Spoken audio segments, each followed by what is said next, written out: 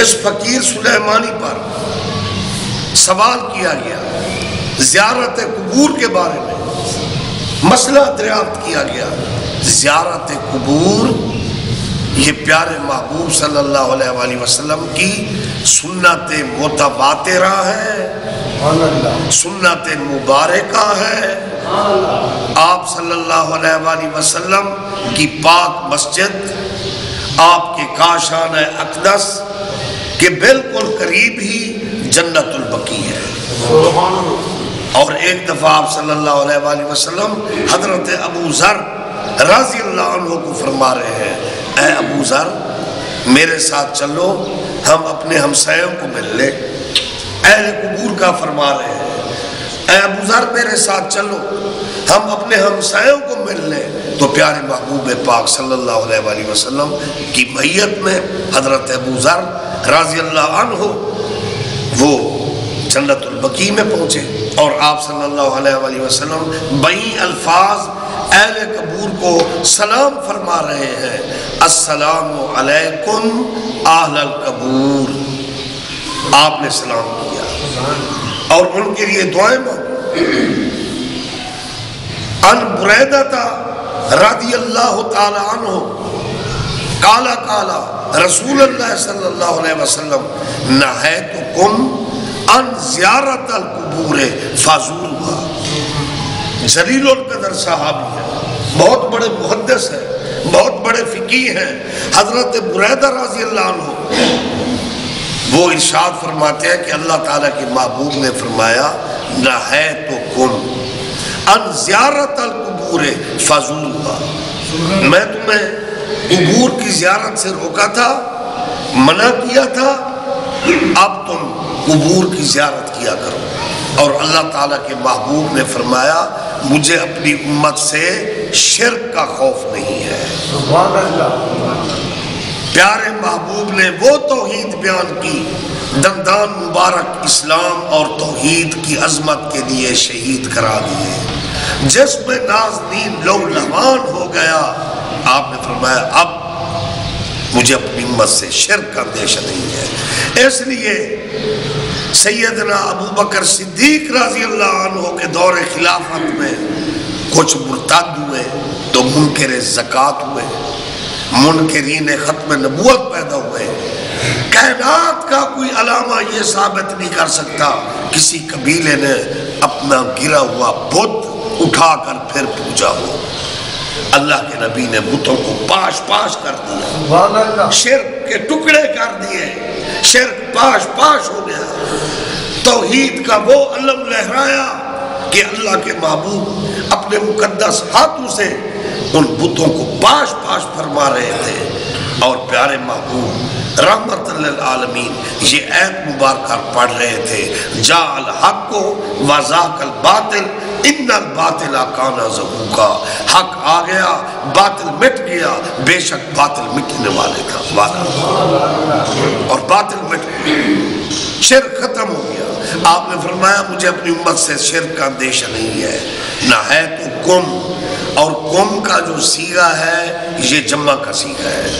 جب ہم گھر میں داخل ہوتے ہیں نا کہتے ہیں السلام علیکم ورحمت اللہ، سب کو کہتے ہیں نا، اس میں بہن بھی بیٹھی ہے، بیٹی بھی بیٹھی ہے، وائف بھی بیٹھی ہے، اماں جی بھی بیٹھی ہے، والد صاحب بھی بیٹھے ہوتے ہیں، تو جمع کے صیغے سے قوم کا اطلاق سب پر ہوگا نا۔ السلام علیکم، مسئلہ سمجھ آ رہا ہے نا؟ میری بات ہے عام فہم، کیونکہ میں سادہ سا بندہ ہوں۔ السلام علیکم سب پر اطلاق ہوگا، تذکیر و تانیث پر، میل فیل میل پر، سب پر اطلاق ہوگا نا۔ السلام علیکم، تم سب پر سلام ہو۔ تو اللہ تعالیٰ نے اللہ تعالیٰ کے پیارے محبوب نے اپنی پوری امت کو خطاب فرمایا اور ارشاد فرمایا نہیتکم، اے مردو اے عورتو، کم، میں نے تم سب کو، مرد و زن کو قبروں کی زیارت سے منع کیا تھا۔ یعنی مجھے امت سے اپنی امت سے شرک کا اندیشہ نہیں ہے۔ فزورها، تم قبروں کی زیارت کو جایا کرو۔ حتیٰ کہ بخاری شریف اٹھا لیں، مسلم اٹھا لیں، سیاستہ اٹھا لیں. اللہ کے محبوب صلی اللہ علیہ وآلہ وسلم یوم الاحد جس دن آپ کے پیارے چچا حضرت سیدنا امیر حمزہ رضی اللہ عنہ شہید ہوئے تو آپ صلی اللہ علیہ وسلم مسلسل 8.5 سال یوم الاحد ان کی شہادت کے دن ان کے مزار پر تشریف لے جایا کرتے تھے. جیسے ہم اسی یوم اپنے بزرگوں کا عرس بناتے ہیں, ہم پیروی رسول کرتے ہیں. 10 ہجری کو میرے محبوب کا وصال ہوا. 10 ہجری سے پہلے مسلسل 8.5 سال یوم احد اللہ کے محبوب صلی اللہ علیہ وسلم اپنے پیارے چچا امیر حمزہ کی قبر پر حاضری دیا کرتے تھے, ان کی زیارت کیا کرتے تھے. یہ آپ کی شفقت تھی, آپ کا ان کے مزار پر حاضر ہونا یہ آپ کی شفقت تھی, کیونکہ آپ امام الانبیاء ہیں اور 20 صحابہ آپ کی معیت میں اللہ کے محبوب کے ساتھ جاتے. اور اللہ کے محبوب یہ حکایت نہیں ہے, یہ روایت نہیں ہے کہ بے خبر ملا اسے رد کر دے, یہ قرآن کی آیت پڑھ رہا ہوں. محبوب خدا رحمت للعالمین جب احد کے میدان میں اپنے چچا کے مزار پر تشریف لے جاتے تو آپ یہ آیت پڑھتے, سلام علیکم بما صبرتم فنعم عقبی الدار. سلام علیکم بما صبرتم فنعم عقبی الدار. اے میرے محسن, میرے پیارے چچا, اے امیر حمزہ, اے احد کے شہیدوں, تم سب پر سلام ہو کہ تم نے جام شہادت نوش کیا, صبر اختیار کیا اور اللہ تعالیٰ نے تمہاری عاقبت کو اچھا بنا دیا. تو صحابہ کرام جب استفسار کرتے تھے اہل قبور کے بارے میں تو اللہ تعالیٰ کے سچے نبی نے فرمایا, حدیث کی کتب گواہ ہیں, اللہ کے محبوب نے فرمایا اہل قبور کے بارے میں, یعنی جب آپ لوگ جاتے ہو نا تو اللہ کے نبی نے فرمایا ینظروا الی اقربائہ و احبائہ. جب تم قبور پر جاتے ہو یہ اپنے عزیز و اقارب کو پہچانتے ہیں. ینظروا الی اقربائہ و احبائہ, یہ خوب پہچانتے ہیں. حتیٰ کہ جب آپ لوگ واپس لوٹتے ہو اللہ کے سچے نبی نے فرمایا یسمع خفقا نیالہم, یسمع خفقا نیالہم, یہ تمہارے جوتوں کی آہٹ کو بھی سنتے ہیں. جو واپس چلے جاتے ہیں اہل قبور ان کے جوتوں کی آہٹ کو سنتے ہیں. بلکہ بخاری شریف کی صحیح حدیث ہے, اگر مومن کی قبر پر ایک نر چڑا یا چڑیا بھی بیٹھ جائے مومن کو مومنہ کو معرفت ہوتی ہے. یہ معرفت رکھتے ہیں کہ نر چڑیا بیٹھا ہوا ہے یا چڑیا بیٹھی ہوئی ہے. یہ بخاری شریف اٹھا کر دیکھ سکتے ہو. اور اس کے بعد قرآن پاک سن لو, وَمَنْ عَمِلَ صَالِحًا من ذَكَرٍ أَوْ أُنْثَىٰ وَهُوَ مُؤْمِنٌ فَلَنُحْيِيَنَّهُ حَيَاةً طَيِّبَةً. 14واں پارہ سورۃ نحل. مرد ہے یا بیویاں ہیں, صاحب ایمان ہیں, اچھے اعمال کیے ہیں تو یہ پاک زندگی کے ساتھ زندہ ہے. کلو نفس ذائقۃ الموت کا مفہوم یہ ہے, جو ذائقۃ الموت چکھتا ہے وہ بندہ ہے, جو ذائقہ موت چکھنے سے پاک ہے وہ اللہ ہے. خالق اور مخلوق میں فرق کو متمیز کرنے کے لیے ذائقۃ الموت بنایا گیا.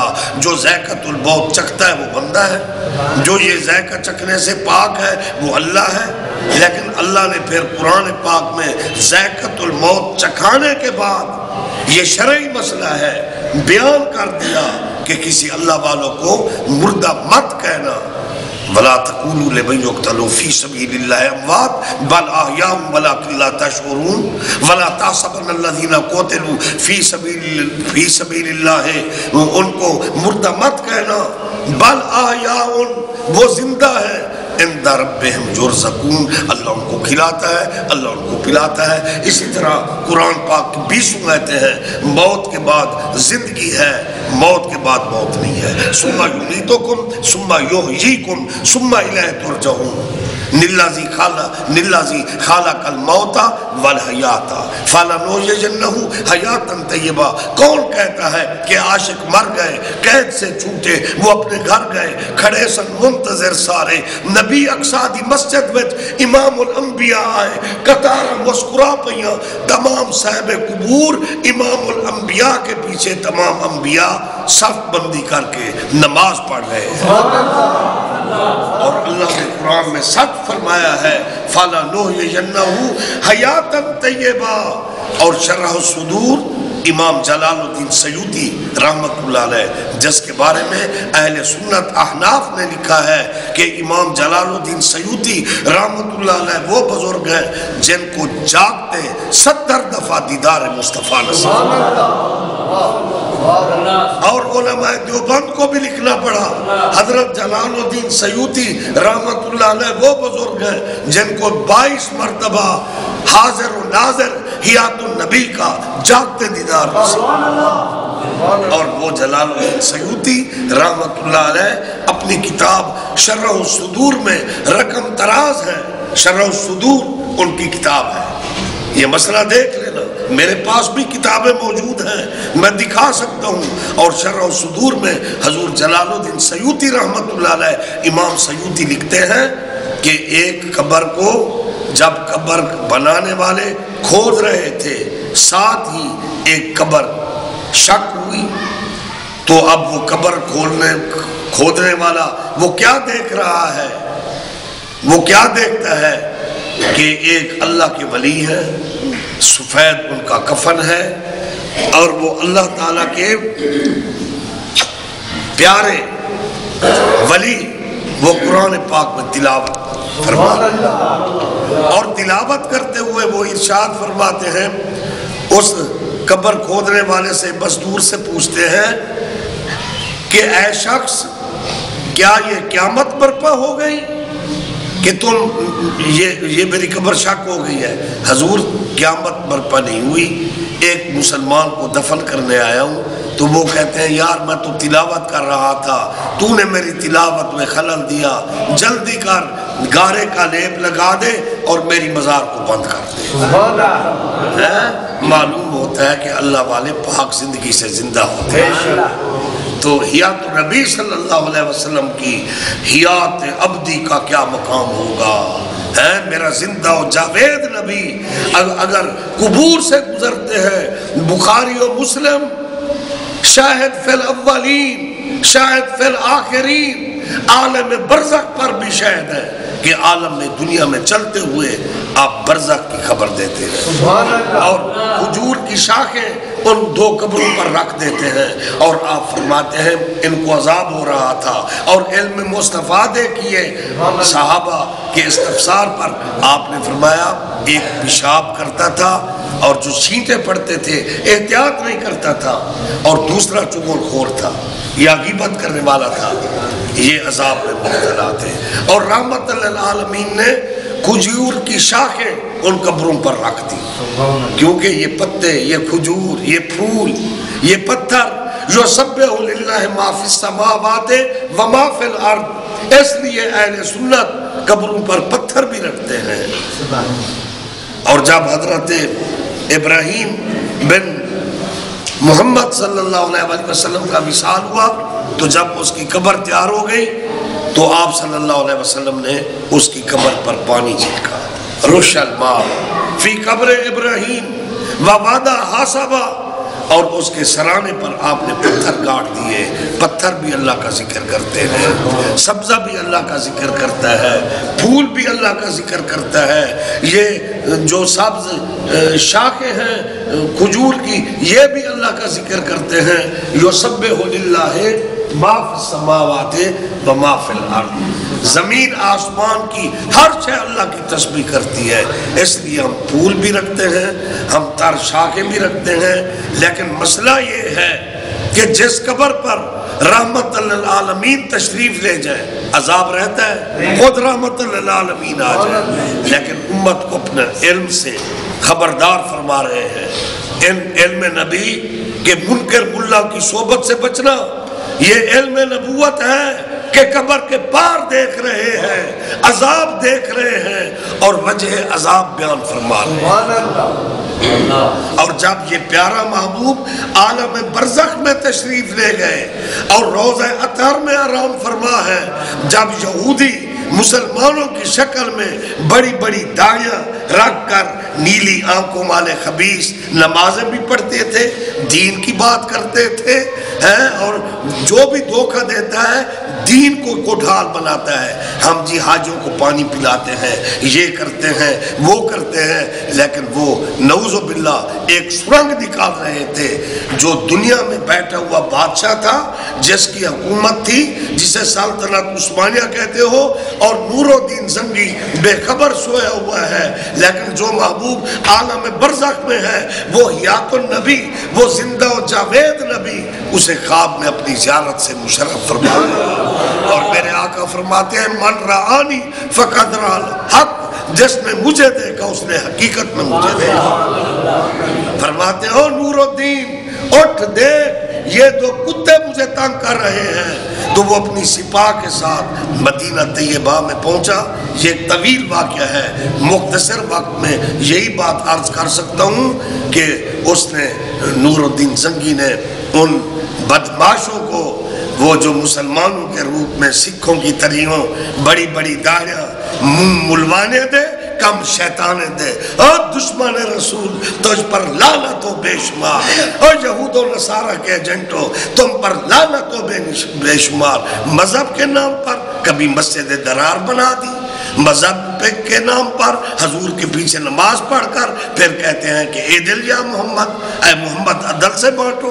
یہ منافق ہر دور میں رہے ہیں، اور اللہ نے خوب خبر لی ہے منافقین کی، ان المنافقین فی الدرک الاسفل من النار۔ جو گستاخ رسول ہے وہ منافقوں کی پیداوار ہے، اور جو مومن ہے اس کا یہ پاک عقیدہ ہے۔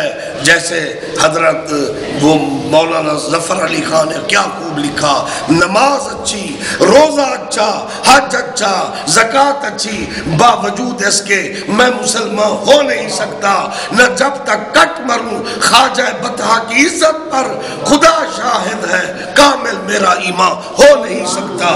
اور میرے سچے نبی نے فرمایا من احبانی کانا مایا فی الجنہ، جس نے میرے ساتھ محبت کی وہ جنت میں میرے ساتھ ہوگا۔ جیڑا عشق نبی وچ مر گئیاں او تر گئیاں، جے کو مٹھے مدنی نال پیارے اوندا بیڑا۔ اور جب ان یہود نما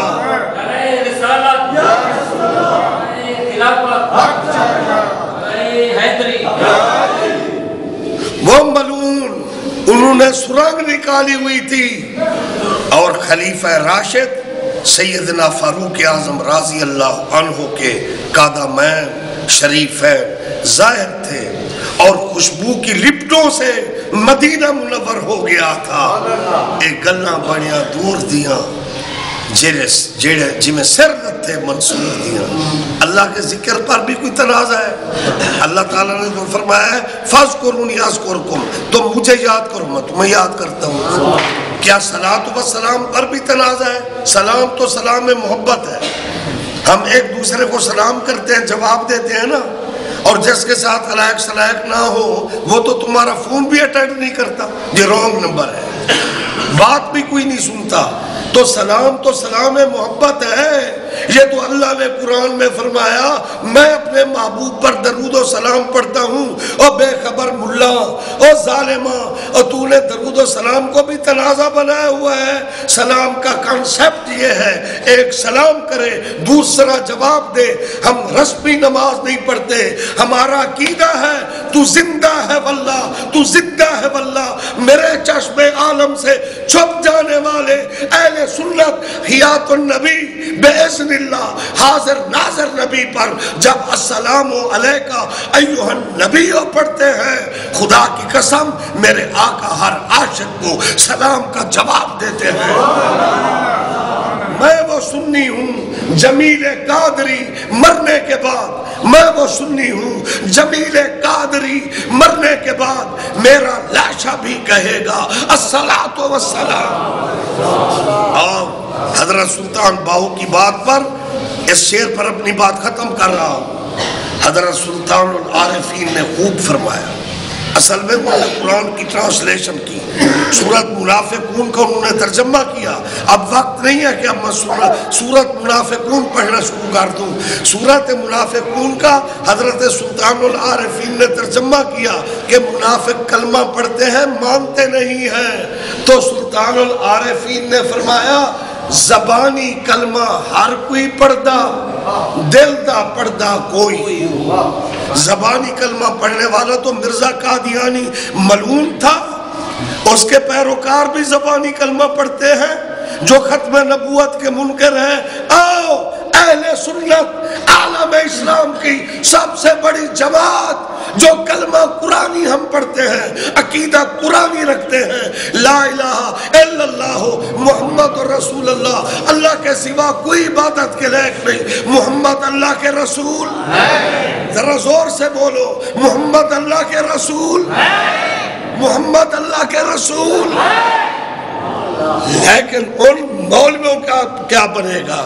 تھے تھالی ایمان سے خالی، ہم تھے والے نہیں ہیں، ہمارا نبی زندہ ہے، کائنات کے کونے کونے میں روئے زمین میں پڑھا جاتا ہے، اللہ کے سوا کوئی عبادت کے لائق نہیں، بعد از خدا بزرگ کوئی۔ قصہ مختصر، محمد اللہ کے رسول ہیں، زندہ بھی ہے، حاضر ناظر بھی ہے۔ دیکھو نا، یہ اللہ تعالیٰ کی صفت ہے نا، الحمدللہ رب العالمین، ہے صفت اللہ کی، الحمدللہ رب العالمین۔ جو اس صفت خداوندی کا انکار کرے وہ کون ہے؟ اور اللہ کے بعد ہے نا حضور کا مقام، ہم مشرک تھوڑی ہیں۔ تو اللہ نے اپنے محبوب کی شان میں فرمایا وَمَا أَرْسَلْنَاكَ إِلَّا رَحْمَةً لِّلْعَالَمِينَ، رحمت للعالمین۔ اور اللہ سے پوچھئے اے اللہ تیری رحمت کہاں ہے؟ تو فرمایا ان رحمت اللہ قریب قریب من المحسنین، ہم قریب مانتے ہیں، ہمارا نبی زندہ ہے، حاضر ناظر ہے، وما علینا الا البلاغ المبین۔